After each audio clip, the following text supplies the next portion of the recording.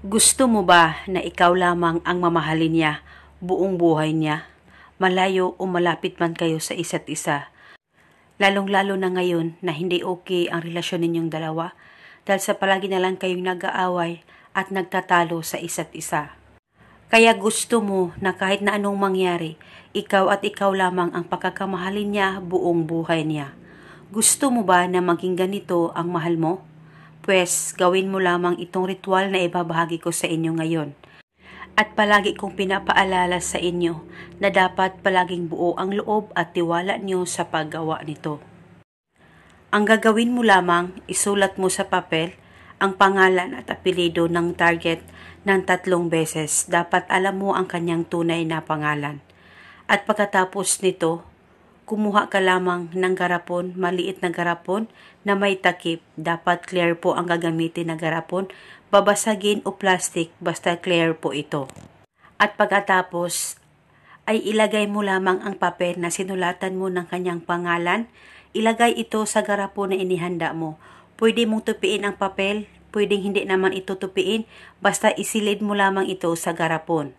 At pagkatapos mo nang masilid ito, kumuha ka lamang ng kahit isang kalamansi. Kung wala naman kayong kalamansi ay pwede kayong gumamit ng lemon. At hiwain nyo lamang ito at pagkatapos ay patakan mo lamang ang papel na nasa loob ng garapon. Kahit ilang patak ay pwede po. At pagkatapos nito, hawakan mo ang garapon. Hawakan mo sa 2 kamay mo. Ilapit ito sa bunganga mo. Mag-focus at mag-concentrate ka. At pagkaisipin mo ang target at pagkatapos, ibulong mo lamang ang mga makapangyarihang salitang ito. Pangalan at apelyido.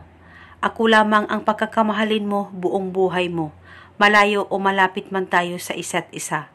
Ibulong mo lamang ito ng kahit 3 beses. Pwede mo dagdagan ang hiling kung gusto mo, wala pong problema.